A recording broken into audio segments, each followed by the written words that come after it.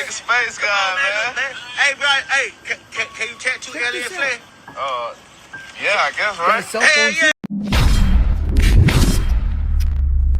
Man, what's good with the collective? Y'all know we back with another banger, another reaction. I appreciate everybody who been tapping in, running up, and 7-up. If you new to the channel, please like, comment, subscribe. Hit that bell so you always notified whenever we drop them uploads. Y'all know we coming with about 4 videos every smooth 7. And this is for entertainment purposes as well. And when you like and comment and subscribe to the channel, helps collective grow, helps collective get bigger, helps more people who like this type of content tap in with this content. But I appreciate y'all. Shout out to the collective again. You're watching on your TV, whatever the case is. I wish it was smooth 7. Might be a trigger warning or 2. I hope not. But I did want to go ahead and say, I'm literally shooting this on Sunday. It's 9 a.m. when I'm shooting this. Like, I went to this monster truck thing last night. I seen some of y'all comments. Said y'all see me on the screen when they put me on the screen. Crazy work. I was not trying to be seen. Me, moms, and sis to the fam. We all went. I was trying not to be seen, but of course, they just had to zoom the camera and zoom right in on us. That shit was crazy, bro. But yeah, that was me. I appreciate y'all. If y'all seen me, y'all wanted a picture, y'all wanted to kick it, y'all wanted to chop shit up, y'all wanted to be able to talk a little bit. Y'all should have found me, bro. We could have had a talk. We could have kicked it a little bit, but I appreciate y'all. Shout out to the collective again. I'm literally shooting this on Sunday. Y'all lucky because I wasn't gonna do a video today. Then I sat back and thought about it. Like, time ain't promised, man. And I see y'all say I'm consistent. I stay up with these videos. I believe for me, I'm in competition with time, and I'm in competition with myself. Maybe I'm giving up too much game, but I compete with myself to get better every time. I compete against time because other time is undefeated. And we always mess up when we think we got time, and we don't really have that much time. That's what my mom used to tell me. So whatever you're doing, go hard at. So I'm standing on that. So y'all getting a video today. But I ain't gonna hold you. Y'all know what it is, man. Let's get straight to the video, man. Let's go. It's always something anymore. What is this right here? China is facing an outbreak of the chikungunya, if that's how you say it, virus, which spreads by mosquito bites. I don't mess with mosquitoes as is. I can't stand them. But now, this is being reported that this spreads by mosquito bites. Imagine if this comes over here to the United States. That would be wild, especially in places where they get a lot of mosquitoes. That would be wild. But regardless, they said if you get this, your joints hurt and you immediately have to go to the hospital. So this is wild stuff, and it seems like every time you turn around, there is something wild being reported anymore. This year has been one for the ages. What do you think about this? That's facts, bro. It's always a scientist creating his shit. This is known as the most convincing case of time travel in the history of the world. Sergei Ponomarenko was just a guy who appeared literally out of nowhere in 2006. He was dressed up in really old clothing, he had this really old looking camera, so he claimed that he was just walking down the street with his girlfriend. They were taking pictures, and he looked up and he saw a UFO. And he saw this giant flash of light when he tried to take a picture, and suddenly he was in the year 2006. So after doing some research into this, the cops were like, you gotta show us some type of proof that you're from the year you say you are. And he said, okay, fine, we'll check the photos on my camera. So there was film in the camera that was undeveloped. When they developed the film, it showed photos of this girl and this guy that it looked like they were taken in the 1950s in Kiev. And so when they were like, okay, who's this girl in the photos? He was like, that's my girlfriend. So they were like, okay, what's her name? They look her up, track her down, and go and talk to her. She's in her 70s at this point, and she was like, he was my boyfriend in the 50s, and one day he vanished. That's facts, bro. You remember that story? Oh my days. Now this is how you can rewrite history. With the orphan trains. So the orphan train movement was a supervised welfare program that transported children from crowded eastern cities of the United States to foster homes located largely in the rural areas of the Midwest. The orphan trains operated between 1854 and 1929, relocating about 250,000 children. So let's do the maths. Imagine when these children grow up, they have 2 or 3 children of their own. Let's say 250,000 times 3. You're looking at 750,000 adults that had their names changed and their place of birth changed. How would you know who's who? Or how would you know who you really are? By the looks of it, this was big business. And of course, there was corruption. And what I want to know is, where was all the parents? You see, it's not hard to rewrite history.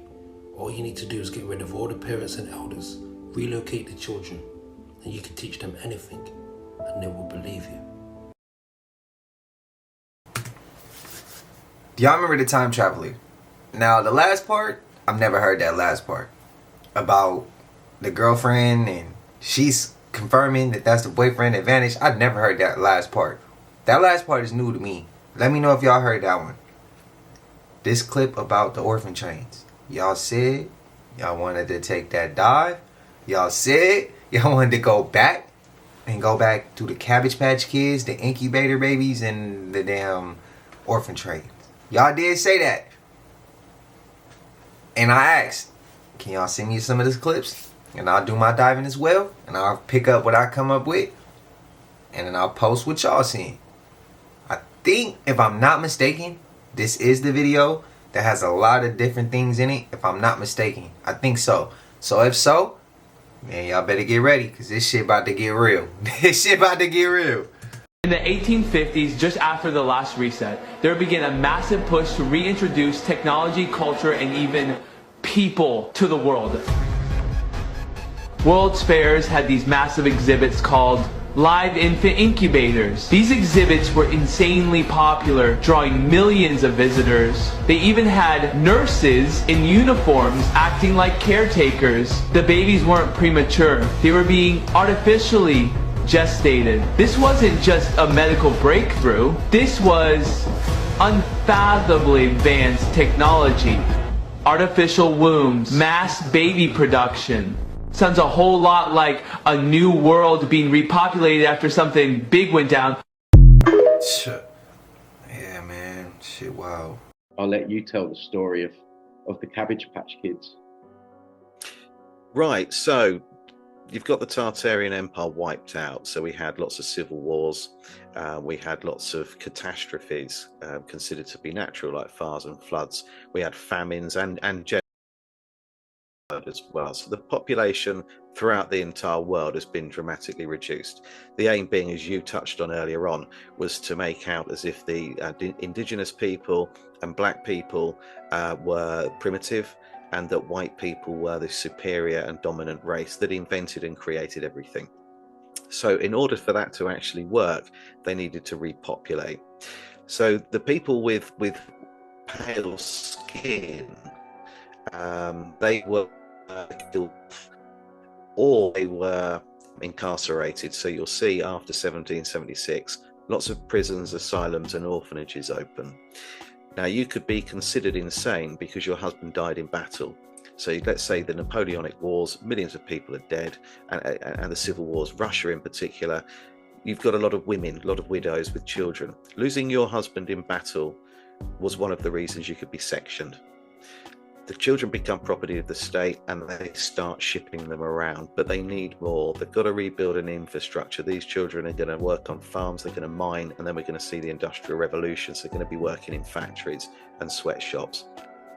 So how they go about that, it is alleged, is that they cloned a mass cloning exercise called the Cabbage Patch Babies. And this was spearheaded following a series of short films that were made by someone called Alice Guy Blache, a French pioneer filmmaker who brought out a film called The Cabbage Patch Fairy and then The Midwife to the Upper Classes.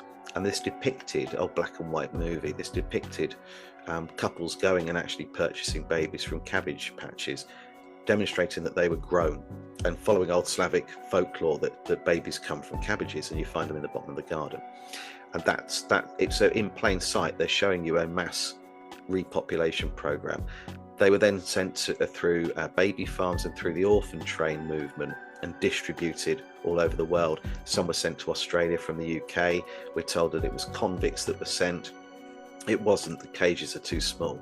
The cages were child size, like puppy crates.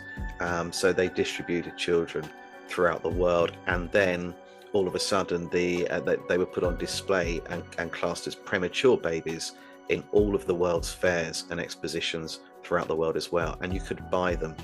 And one of the particular adverts that Dr. Martin Cooney, who started the incubator babies, was that we can grow a 9-month-old baby in 1 week. So they had some serious technology going there, and you could buy them. So children were being taken from their parents, redistributed throughout the world. This was also happening to indigenous children as well. Children were being brought over from Africa. Children were being taken from Native American tribes and families.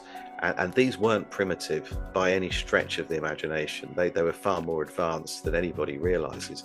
So they repopulated. So the mass cloning exercise was called the Cabbage Patch Babies. And a series of postcards came out to promote that. They're also known as repopulation postcards. And that happened late 1800s, early 1900s. So there you go. It's a bit of a...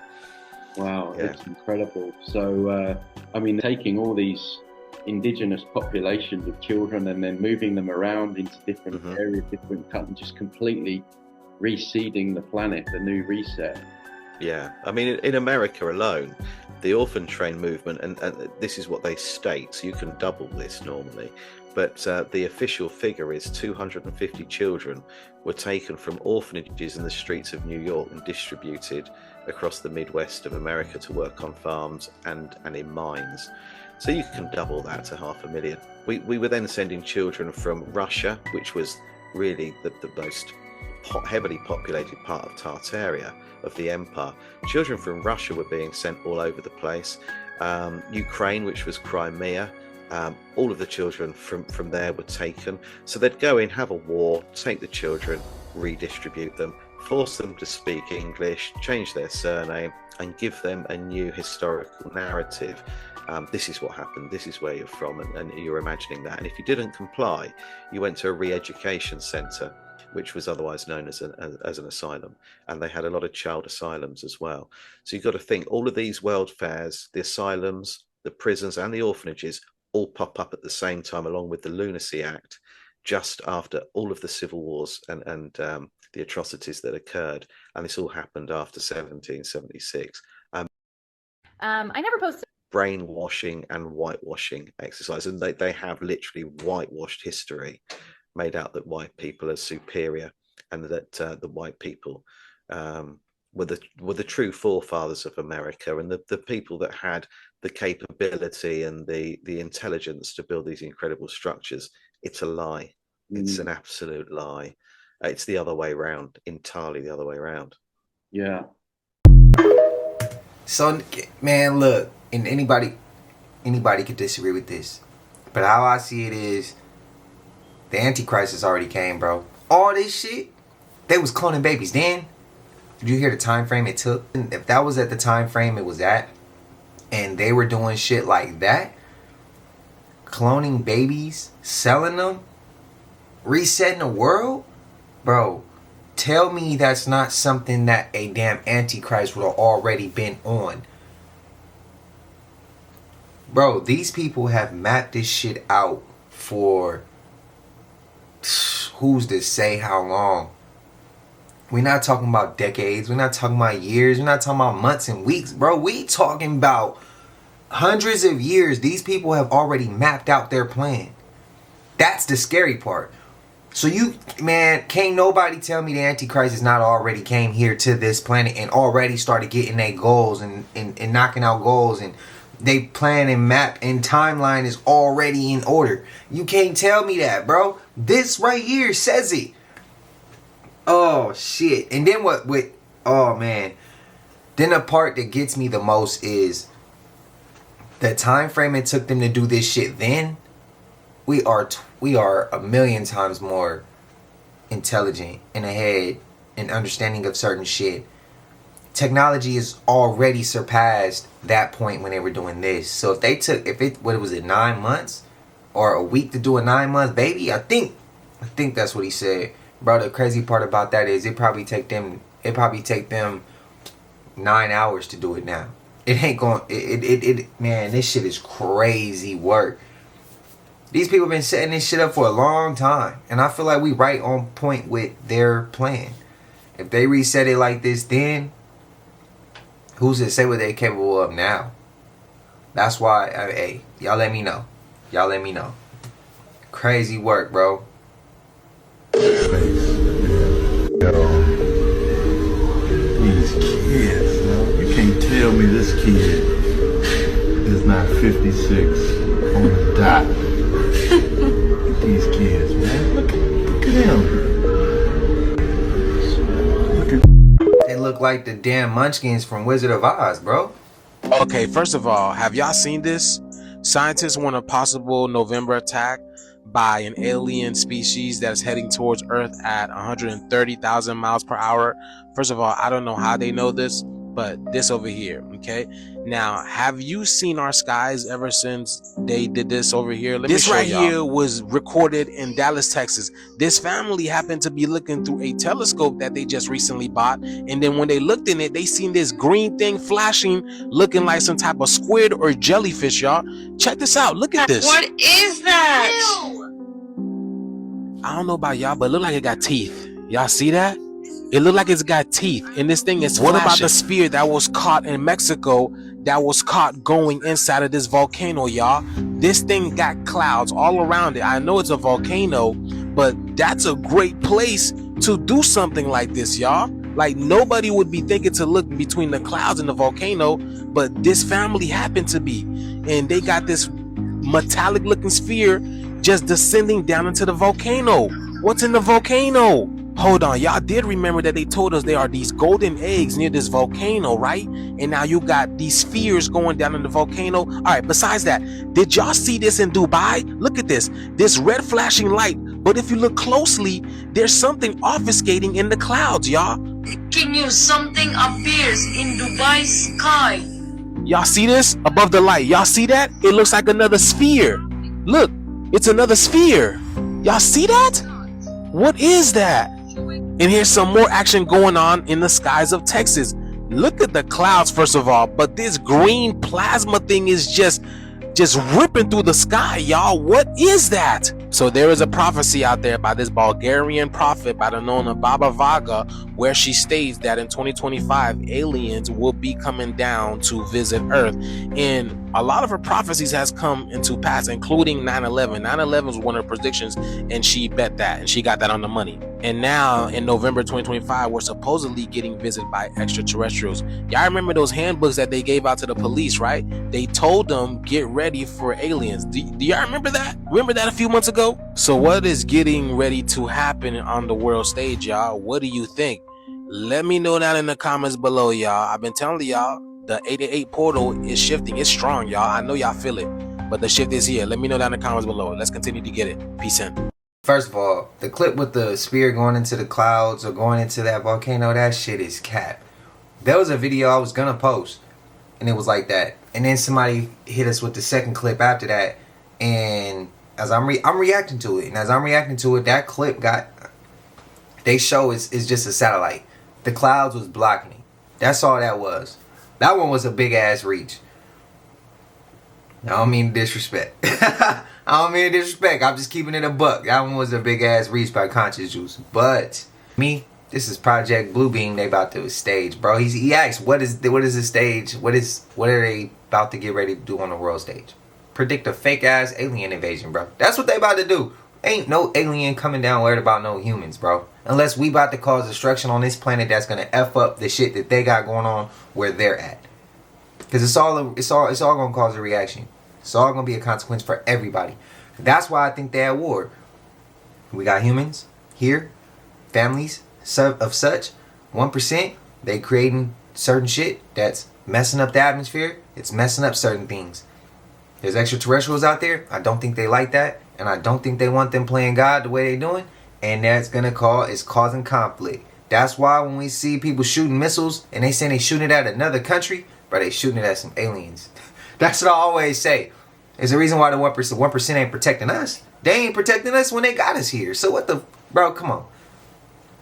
Aliens probably look at humans like ants. The way we look at ants. Walk right over them mugs. We don't care about them. We don't understand half of the shit they're even doing. We have bigger fish to fry and more shit to worry about than the shit that the ants worry about. You know what I mean? That's what I think aliens, that's how I think they look at us. Like ants. They don't care, bro. Like, they don't care. That's my opinion. So if something comes in the sky, this shit is Project Bluebeam. It's a fake ass alien invasion. They trying to put us under one global government. That's my opinion.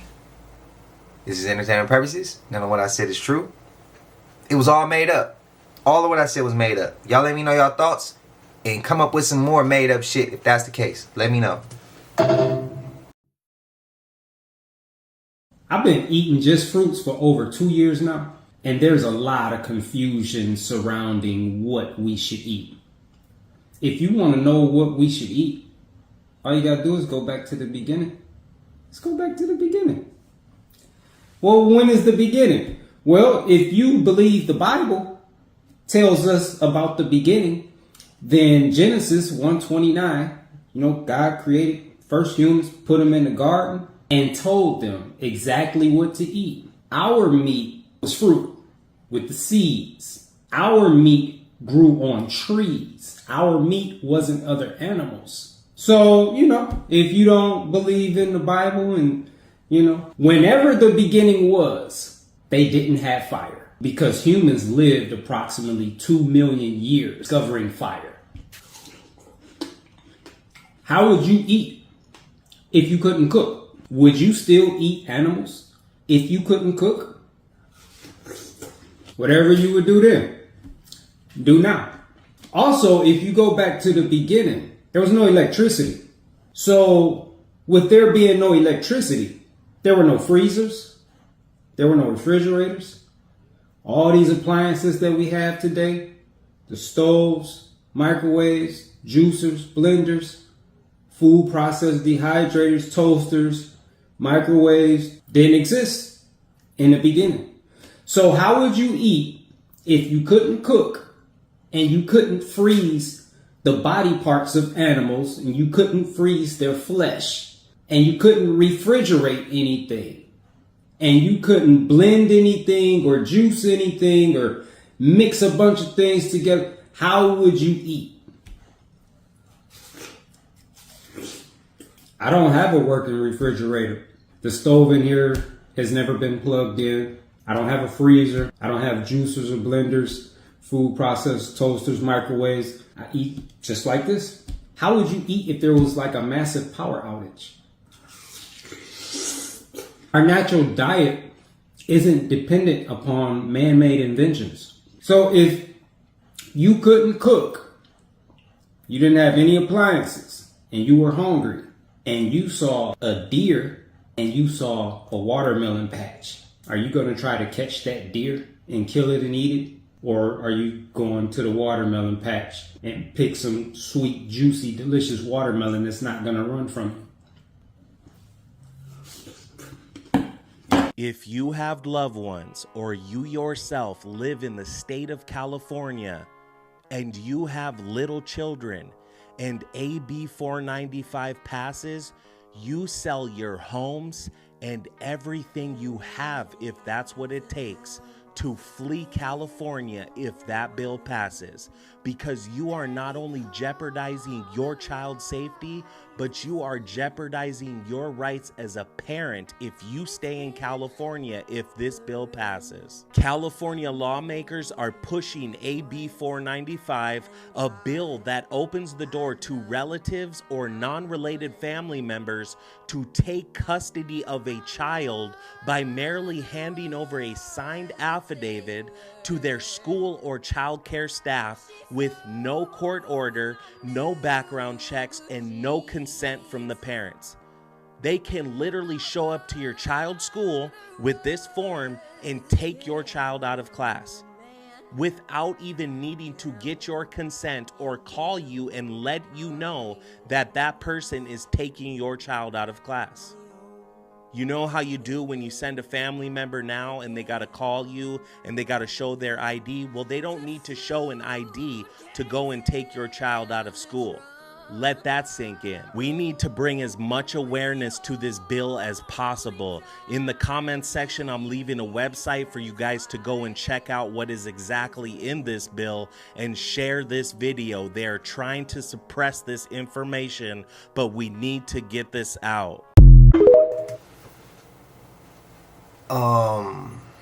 That's a bigger plan. I feel like they about to do with that shit.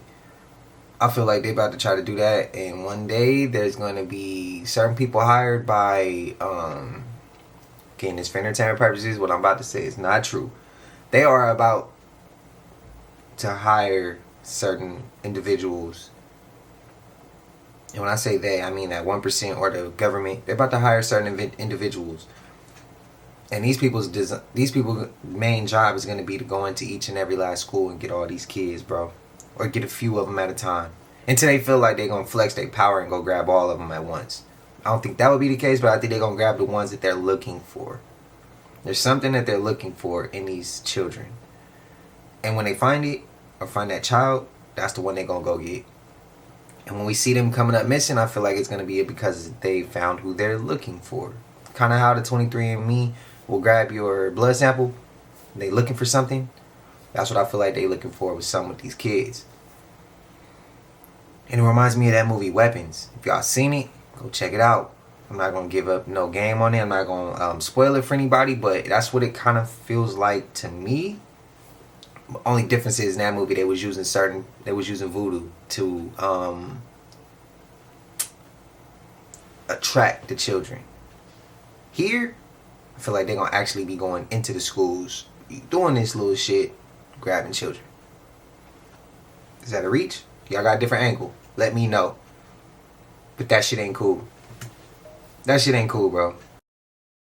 There's a theory that the Hoover Dam is secretly a demonic throne and that the government put angels there to cover it up. When you go to the Hoover Dam, you're gonna see something really odd. There's a spot that has two giant winged statues made out of bronze. They look like angels, right? They are technically called the winged figures of the Republic, but this is the weird part. No one officially says what they are. They're not angels, they're not demons, they're figures. And that's not random. There's actually a floor underneath them that is a cosmic map. It shows the exact alignment of the stars the day that the dam was completed. Like they wanted aliens or gods to find this later. You'd think it's just some artsy little design, right? But the guy who made that design said that this is specifically supposed to last for thousands of years. That design was supposed to outlive our civilization. And this is where it gets a little darker. People also call this place the throne of the devil. But why would a dam need a cosmic star map and then two 20, 30-foot bronze guardians? And then all of these occult-looking type symbols. Well, get this.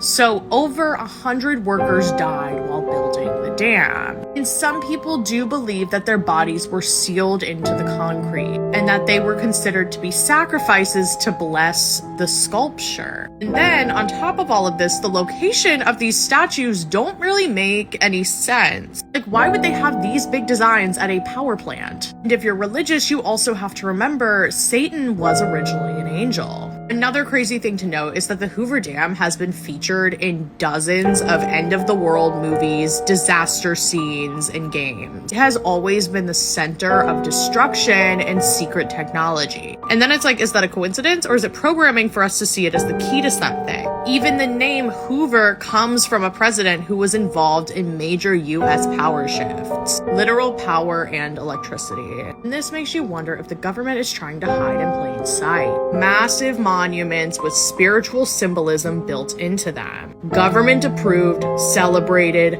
protected, and most of us never even question it. So when you pass by and you take a little selfie, you don't even realize you are standing on what some call a throne. But the question remains, a throne for who exactly? Let me know your thoughts in the comments and follow for more. Standing on that throne made me think of God forgive us for what they know, not for what they do. See, some people don't know that the Hoover Dam could have been that. But just let this sink in. I tried to post a Hoover Dam before of a woman getting it up close. It got blocked. Couldn't make it. Ever. Do you guys know about the orphan trains?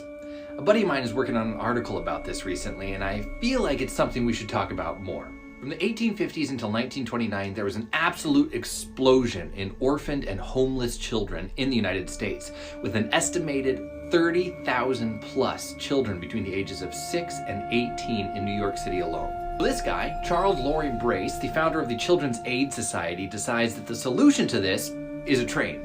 He and his organization would go down to the streets, scoop up orphaned children, and then put them on a train and send them westward, with the theory that there were several good farming homes on the West Coast that could use some extra children. Oh, but wait. Then they would send out these flyers to cities that they were planning to stop at, being like, hey, we have children, you want some? And then the train would arrive downtown. The children would be put on a platform where people who were interested could come and examine them, check their teeth, see if they were good looking, whatever. Sometimes the children would sing or dance to seem more desirable to a prospective household. And these would-be parents would just have to sign a paper being like, I promise not to abuse this child, and then they could take them home. Now, in a very theoretical approach, there were a lot of good ideas behind this practice. These were orphans abandoned on the streets who were now being given an opportunity for a new home. But of course, you've probably seen all the errors in this plan already. Not only did several farming families use this as an opportunity to essentially procure an indentured servant for their farm, but it also opened up hundreds of thousands of children to the possibility of abuse. In some cases, children were scooped up off the street even if they had homes. If they couldn't prove their parentage in that moment and they looked like an orphan, they would be put on a train and separated from their families forever. And by the time they arrived at these destinations, siblings would often be separated if families didn't want more than one child. It's a saga definitely worth looking into more because the orphan trains are a huge part of American history that really doesn't get talked about nearly enough. Man, tell me that don't sound like a part of history we already then came across. Black Friday? Come on, bro. Oh shit. Man, look, they don't give two shits about us as people. Let's put it like that. We are employees to this corporation. I'm gonna keep it a buck. Let me know how y'all feel. Shit's sad, bro. 1. The Cabbage Patch Kids mythos, surface and subliminal. Surface story, commercial origin. Cabbage Patch Kids were originally created in 1978 by artist Xavier Roberts. The dolls were adoptable, toy babies with unique names and birth certificates, sold through a fictional story that they were born in a magical cabbage patch and delivered by a bunny bee. This whimsical branding helped the toys explode in popularity in the 1980s. Deeper themes. Adoption simulation. Children didn't buy a Cabbage Patch Kid, they adopted it. This fostered a strange emotional bond, normalizing the idea of child adoption through consumerism. Factory births. The idea that the babies came from a patch or lab-like space aligns with modern anxieties about artificial reproduction, cloning, and engineered identities. Occult symbolism. Some theorists point out that Xavier means savior, and the dolls being plucked from the earth reflects symbolic creation from the womb of Gaia, an Earth Mother archetype. Bunny bees delivering babies via crystals mirrors alchemical transformation. 2. The Orphan Train Movement, 1854 to 1929. Historical background. The Orphan Train movement was a real social experiment where over 250,000 children from East Coast cities, mainly New York, were relocated to rural parts of the U.S., mostly the Midwest and South. It was organized by groups like the Children's Aid Society, led by reformers such as Charles Loring Brace. Key details. Many children weren't orphans but came from poor immigrant families. They were often lined up at train stops and chosen by farming families, sometimes to raise, sometimes to labor. There was no formal screening. Many kids ended up in exploitative or abusive environments. Children were stripped of their names and records, losing heritage, identity, and connection to their birth families. Themes mirrored in Cabbage Patch. Children treated as products, marketable innocence, name erasure and assigned identities, adoption without the safeguards we'd consider humane today. 3. Connecting the dots, Orphan Train to Cabbage Patch to conspiracies. Some modern thinkers and researchers, particularly in fringe or conspiratorial circles, link Cabbage Patch Kids to real child trafficking systems, often referencing A. Manufactured origin story. The dolls mimic the state's control over orphaned or undocumented children, names changed, identities assigned, and placed in homes. A sanitized metaphor for a darker reality, human trafficking, black market adoptions, or mind control experiments. B. MK Ultra and identity shifts. Some believe children from orphan trains and state systems were later used in early mind control or social engineering programs. Losing one's name and past aligns with monarch programming practices, where identity is fractured and reprogrammed. C. Child commodification in consumer culture. The Cabbage Patch craze in the 80s, with parents fighting in stores, eerily parallels modern child commodification, where children are bought, branded, or even displayed online for views or profit. The dolls were marketed as one of a kind and waiting for a parent, playing into deep-seated societal yearnings and adoption fantasies, often without confronting the trauma beneath. F4. Esoteric and occult interpretations. Some interpretations suggest the Cabbage Patch origin story isn't just fantasy, but a hidden allegory. Cabbage as womb symbol, Earth births children, echoing underground birthing centers or even synthetic wombs. Underground lore. Some fringe theories suggest children are being birthed or grown in deep underground military bases, hidden from society, adopted out, or used for experiments. Wipe and reprogram, children taken from families, stripped of identity, renamed and placed in new environments, whether by train or toy box.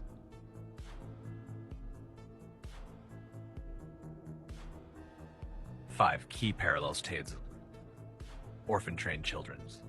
Given new names. Names often changed, adopted via form, adopted without consent, sold as unique items select like livestock, from Cabbage Patch, from urban slums, storybook origins, harsh real-life trauma, treated as collectibles, treated as laborers or burdens, marketed fantasy, sanitized history. 6. Final thought, whimsy as disguise. On the surface, both Cabbage Patch Kids and the orphan train reflect innocent, rescue, and second chances. But beneath that lies a much older and darker theme. The power to rename, relocate, and repurpose children has always mirrored society's shadow desires: control, erasure, and reinvention. Have you heard about the orphan trains? Well, if you haven't, hold on to your seat, because it's a wild ride, and it ties right into why they're hiding so much of our actual history. But if you haven't seen my videos of who these statues actually are, I'd go check those out first, because then it'll open your mind to what the rest of this story is about.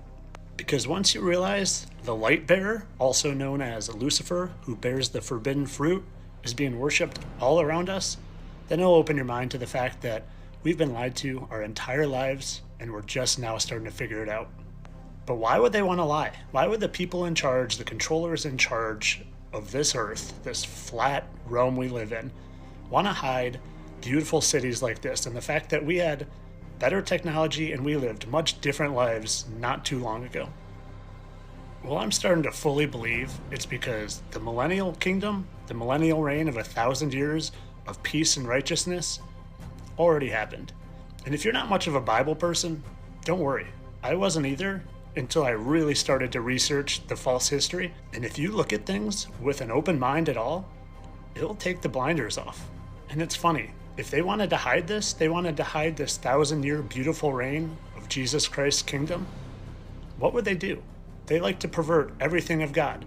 Well, have you ever heard of a thing called the Dark Ages? There just happened to be a period of 900 to 1,000 years where humans didn't advance and things were just terrible and depressing? Or could that be a story? Could that be a story covering up something wonderful and beautiful? Because to me, some of the architecture, some of the beautiful buildings that they say were created by chisel and slaves and tools that couldn't even imagine could create things like this, they don't add up. And then you start thinking, if those 1,000 years actually happened and they're over, what happens at the end of them? Well, the angel comes down with the key to the abyss and lets Satan out to deceive the nations for a little period. And do you know how many angels came down with Satan and did the deeds with him that God probably wasn't happy with? just happened to be about 200 of the fallen angels, the Watchers. Do you know what else there are 200 of? There just happened to be 200 of these asteroid craters all over the Earth. Kind of funny how it looks exactly like the picture depicted of Satan coming out from the Earth. Could it be that when these angels were released and these giant craters were formed, they created what's known as the mud flood? The mud flood that doesn't seem to be contained to just one nation, but all over the world? All over the world, just like those giant asteroid craters are found all over the world? So again, maybe we're living in a time period where the millennial reign already happened. But if we knew that, if we knew that this already happened, then we wouldn't be able to be deceived, right? They wouldn't be able to deceive us. They wouldn't be able to lie to us about where we are, who we are, and when we are, because we would know. So what do? They have to cover up the fact that there was ever a civilization here reigning for 1,000 years of peace. And they had to hide that from us and create a false history and a false narrative. A false narrative that we all came to buy because we all went to public education and bought into the stories of the Oregon Trail and Western travel. It's all nonsense. And for the people that they didn't want to give up the memory of that 1,000-year reign and Jesus Christ actually being here on Earth, they created lunatic asylums. Because if you look at it, the number of patients back in that time period is astronomical. Over 150,000 patients in mental hospitals. And if they put those adults in mental institutions, well, what happened to their kids? Well, if there are 150,000 mental patients in the United States in 1904, it would seem about right that about 200,000 American children would become orphaned. And around that time period, boy, were there a lot of orphans. The timing adds up. And the reason for why there were so many orphans seems to make sense to me. And the evidence is there. All you have to do is look for it. Because it's right in plain sight. You just don't ever hear about it. So here's the bottom line. Are you willing to look past your indoctrination and your lifetime of beliefs and explore truth? And willing to have an open mind to the fact that maybe we're living past that 1,000 years and it's expired. And there's been some evil released on the world to deceive you. Because if God let it happen, then maybe he's testing you. Maybe he's testing to see if you will choose the light or you will choose the dark. It's up to you. And I know I probably don't already have to say it, but this is all for entertainment purposes. I don't believe a word I said. It's all satire. I was just making a big old joke. Very word church. The word church is an English word. From the King's English, it goes back to a word in Scottish, kirk. K-I-R-K is church in English. Kirk in Scotland goes back to a Roman goddess, Circe. Circe goes back to a Greek goddess in Greece called Circe. Circe gave birth to Roman Circe. Roman Circe gave birth to Scottish Kirk, and Scottish Kirk gave birth to the English word church. So consequently, when you go to church, just remember it goes back to Mother Circe in Greece. Circe, if you go back to the library and get some books on Greek mythology, it will tell you that her name gives birth to what we call the church today. And Mother Circe was able to hypnotize people and bring them into her home, hypnotize them, and so that they would lose their mind and become animals, and then she would feed off of them, eat them and feed off of them. That's Greek mythology, Mother Circe. So consequently, Mother Church has done just that. One of the most important financial institutions in the world is the Roman Catholic Church, and all the other churches like the Mormons and Seventh-day Adventists and Christadelphians and Jehovah's Witnesses are trying to catch up with.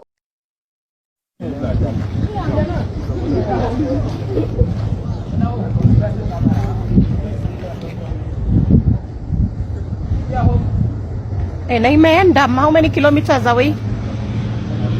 What?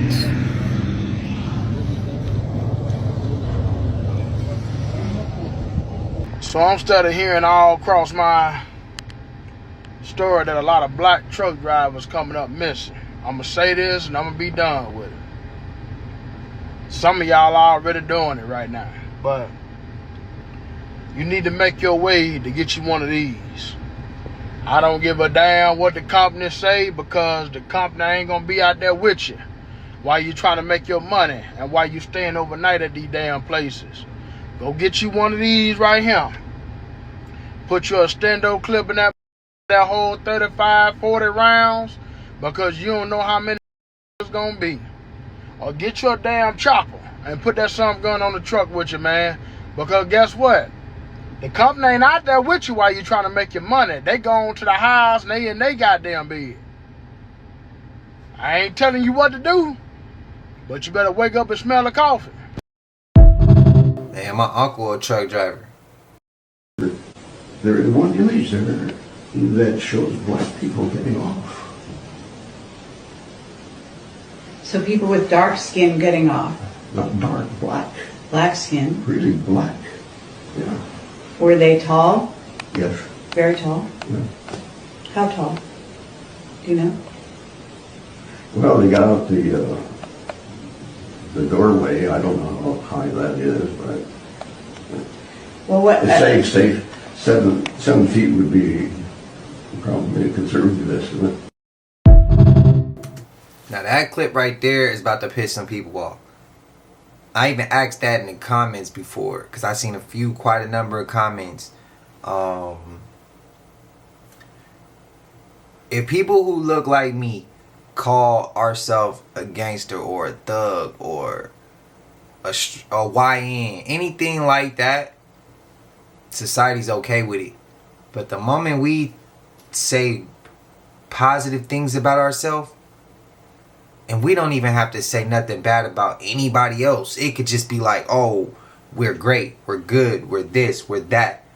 We didn't even mention nothing else. Nobody else. We take heat for that. It's almost like the world wants us to talk negative about ourselves, but if we say something positive about ourselves, we're wrong for it. Why we wasn't wrong when we spoke the negative? Why when clips like this come up, it gets so touchy? Why does it piss so many people off? Like, I'm literally trying to figure out why we can't see eye to eye. Like, why is that a problem? And that's a fair question. That's not even putting nobody down. I'm not being disrespectful. I'm not calling nobody out their name. I'm literally asking the question. Everybody else can speak highly of themselves. Every other culture can speak highly of themselves, but the moment we speak highly of ourselves, it's a problem.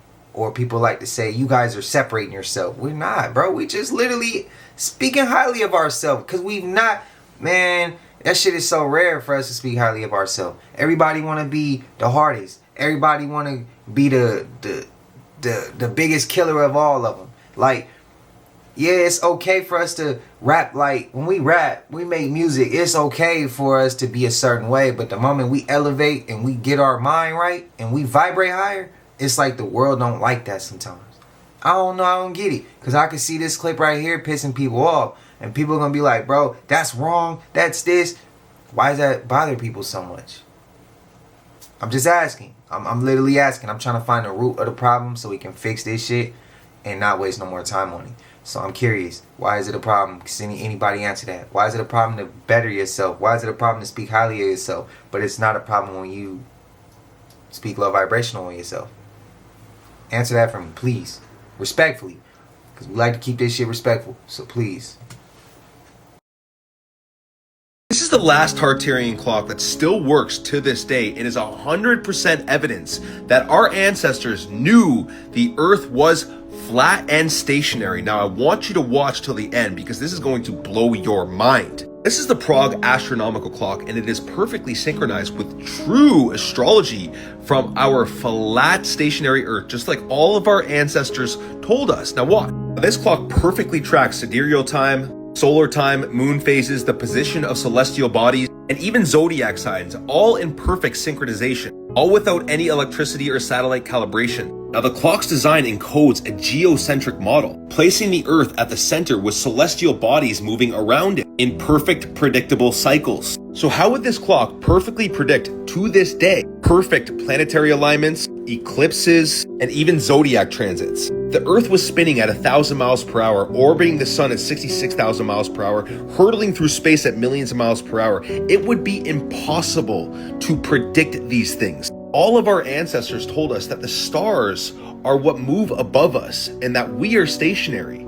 It's like the Egyptian depiction of the Earth. We have a flat, stationary Earth and then the stars on the firmament. I want you to take notice at the middle part of this clock. This is the moon map, which is the real map of the Earth. Quite literally the flat Earth map, guys. And recently they've destroyed this by putting a globe on this clock. Literally how they cover up the real origins of humanity and our true history. An absolute disgrace this is. Clock is built on the fact that stars rise and set in repeatable patterns, that the heavenly bodies move above us, observable for centuries and centuries. This is why if you point a camera at Polaris, which is the North Star, which doesn't move, it stays fixed and stationary 24/7, 365 days of the year in the night sky, it doesn't move. The stars around it do perfect circles constantly. Again, not possible if we're spinning, also orbiting sun and hurtling through space. You would see the stars do all sorts of crazy patterns. You just need to think about it. That's all you need to do. Astrology only works as perfect as it does because the stars are what move in perfect cycles. And literally all of our ancestors knew this.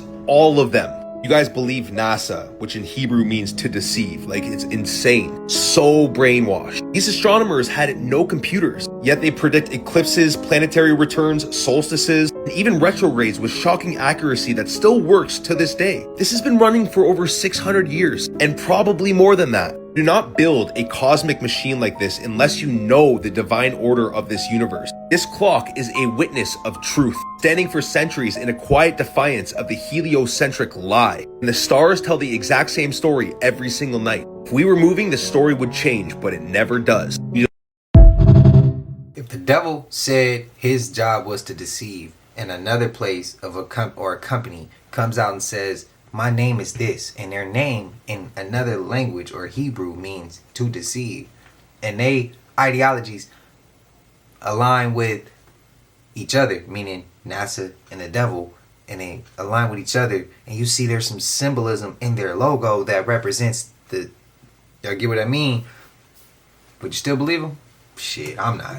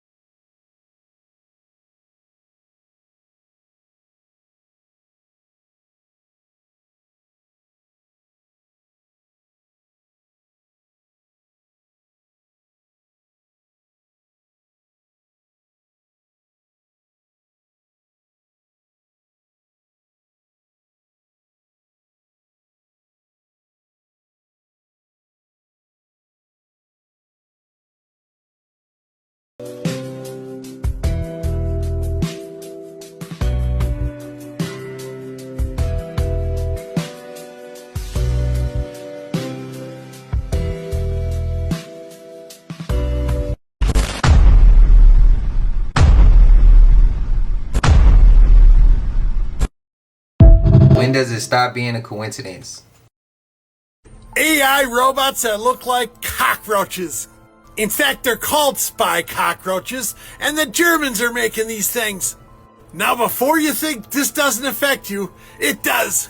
Think of thousands of these things, if not hundreds of thousands of them. They're not actual cockroaches, they're little AI robots. And they're used as spies or scouts. But what if they're not just used for military purposes or spying on other countries? What if they just decide to have them watching you? Yeah, you! Or even me! But in my case, they might just blend in with the other cockroaches. Scientists are saying this could be the biggest military technology since Oppenheimer and the Manhattan Project. You remember that, don't you? Not that it would have the same effect, blowing up a city.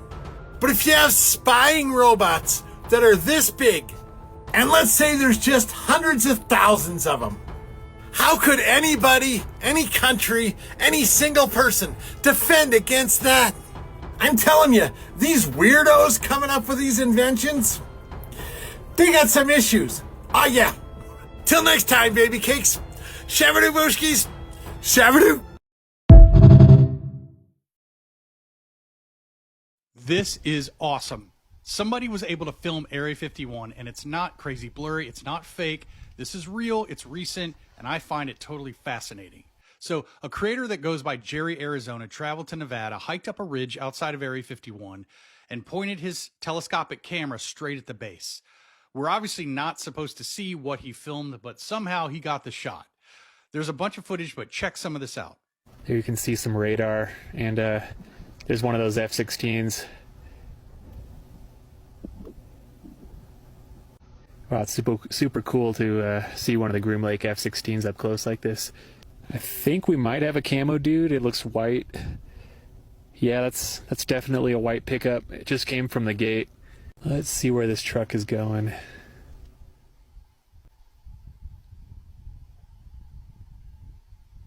Looks like it's some large metal structures, metal shelters or something over there. One lone Janet flight sat on the tarmac.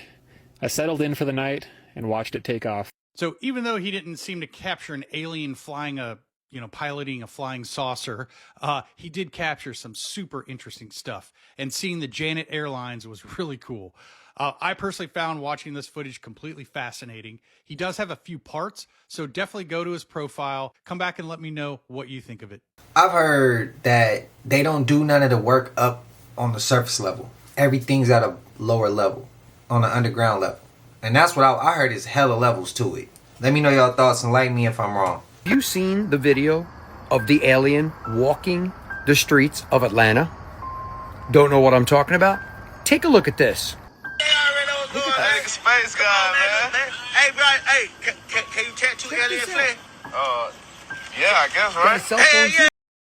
But I'm trying to get 2 teardrops, but you know, I took out the whole solar system, but hell, you come out, boy. You know I need a teardrop big time, boy.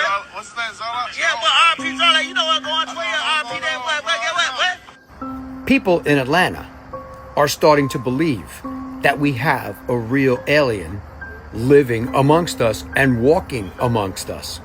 Yeah, but RP Zola, you know what going 12 RP that, boy, get what? The folk, hey, boy, I'm still sitting behind that shit, boy. I know, bro. Hey, look, man. Shit, y'all looking at shit.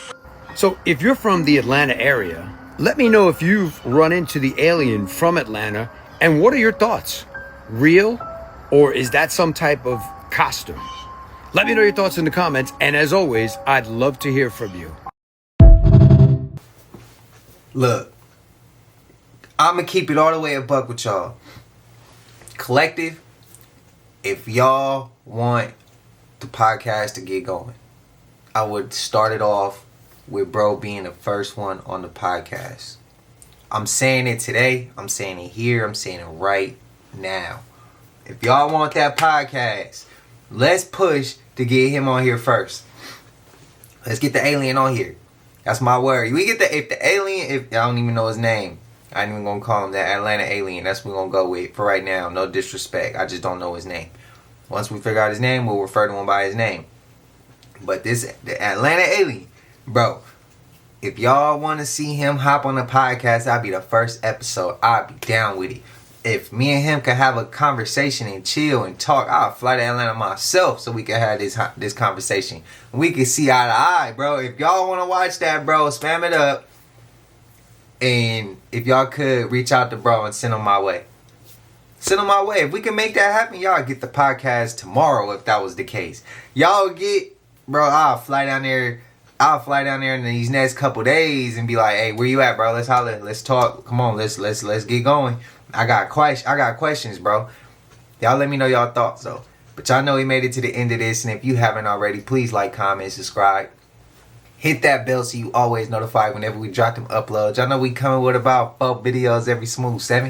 And this is for entertainment purposes as well. And when you like and comment and subscribe to the channel, helps Collective grow, helps Collective get bigger, helps more people who like this type of content tap in with this content. But I appreciate y'all. Shout out to the collective again. If you're watching on TV, whatever the case is, I wish it was smooth 7. I love y'all. And until I see y'all in the next one, y'all know what it is. We gone. Ay, yeah, I just check my account. Sheesh, at the amount. You probably